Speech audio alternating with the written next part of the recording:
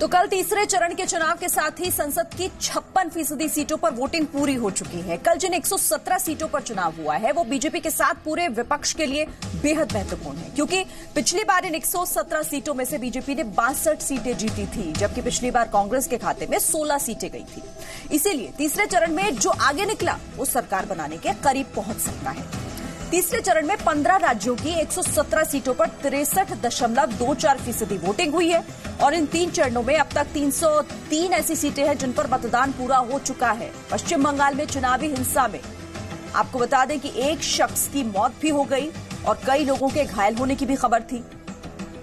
ममता बनर्जी कुछ सीटों पर चुनाव लड़कर पीएम बनने का सपना देख रही हैं। प्रधानमंत्री नरेंद्र मोदी ने कल ये बयान दिया था। वहीं पीएम पद घोटालों के पैसों से नीलामी में नहीं खरीदा जा सकता। पीएम मोदी ने यह भी प्रहार किया था, कल अपने भाषण में इस बात का भी जिक्र किया था। तो देश की 2 बड़ी पार्टियों के अध्यक्षों का जिक्र करते हैं। कल कांग्रेस अध्यक्ष राहुल गांधी के वायनाड सीट और बीजेपी अध्यक्ष अमित शाह की गांधीनगर सीट, दोनों पर वोटिंग हो चुकी है।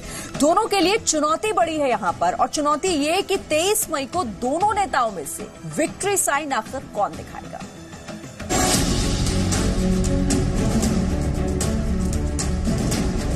दो राष्ट्रीय पार्टियों के अध्यक्षों का रण। तीसरे चरण में जिसकी बाजी उसकी सरकार। देश की 2 सबसे बड़ी पार्टियों के राष्ट्रीय अध्यक्षों की किस्मत आज ईवीएम में लॉक हो गई। वायनाड की जनता ने राहुल गांधी को चुना या नहीं, और गांधीनगर ने आडवाणी की विरासत आगे बढ़ाने का जनादेश अमित शाह को कैसे दिया, इन सवालों के जवाब चुनाव के नतीजों के साथ अब 23 मई को ही मिलेंगे। हालांकि कांग्रेस पार्टी दावा कर रही है कि राहुल गांधी के वायनाड से चुनाव लड़ने से दक्षिण में कर्नाटक, तमिलनाडु और केरल में कांग्रेस की स्थिति मजबूत होगी, जबकि बीजेपी का आरोप है कि राहुल गांधी अमेठी में हार के डर से 2 सीटों से चुनाव लड़ रहे हैं। वहीं बीजेपी अध्यक्ष अमित शाह ने गुजरात के गांधीनगर से चुनाव लड़ने से पूरे गुजरात में ये संदेश देने की कोशिश की है कि देश की सियासत और सत्ता में फिर एक बार सबसे बड़ा पावर सेंटर गुजरात ही रहेगा।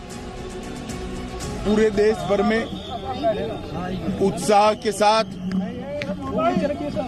लोग वोट डालने के लिए निकले हैं। देश की सुरक्षा सुनिश्चित करने में और देश के अर्थतंत्र को गति देने के लिए आप मतदान कर लोकतंत्र को सफल बनाइए। चौकीदार ने उस चोर को 30,000 करोड़ रुपए राफेल घोटाले में दिए, मगर हिंदुस्तान का किसान अगर 20,000 रुपए का कर्जा वापस नहीं देता है तो उसे जेल में डाल देते हैं। दोनों पार्टियों के अध्यक्षों के राजनीतिक जीवन की तुलना करने पर पता चलेगा कि राहुल गांधी परिवारवाद की राजनीति की वजह से शॉर्टकट के रास्ते अध्यक्ष बने, जबकि अमित शाह एक साधारण कार्यकर्ता के रास्ते अध्यक्ष की कुर्सी तक पहुंचे। 1985 में अहमदाबाद के एक वार्ड में अमित शाह पोलिंग एजेंट बने। राहुल गांधी का जन्म 19 जून 1970 को हुआ। अमित शाह 1982 में एबीवीपी की गुजरात यूनिट के संयुक्त सचिव बने। वर्ष 2004 में राहुल गांधी ने अमेठी लोकसभा सीट पर पहली बार चुनाव लड़ा। अमित शाह 1997 में सरखेज उपचुनाव जीतकर विधायक बने। राहुल गांधी अपना पहला चुनाव 2,90,853 वोटों से जीते। 2002 में गुजरात की मोदी सरकार में गृह मंत्री बने। वर्ष 2013 में राहुल गांधी को कांग्रेस उपाध्यक्ष बनाया गया। 2014 लोकसभा चुनाव के बाद बीजेपी अध्यक्ष चुने गए। वर्ष 2017 में राहुल गांधी कांग्रेस पार्टी के अध्यक्ष बने। सवाल यह है कि 23 मई को कौन विक्ट्री का साइन बनाकर मुस्कुराएगा और कौन रफाल और चौकीदार के बहाने सियासी गाड़ी को मंजिल तक पहुंचा पाएगा। ब्यूरो रिपोर्ट, जी मीडिया।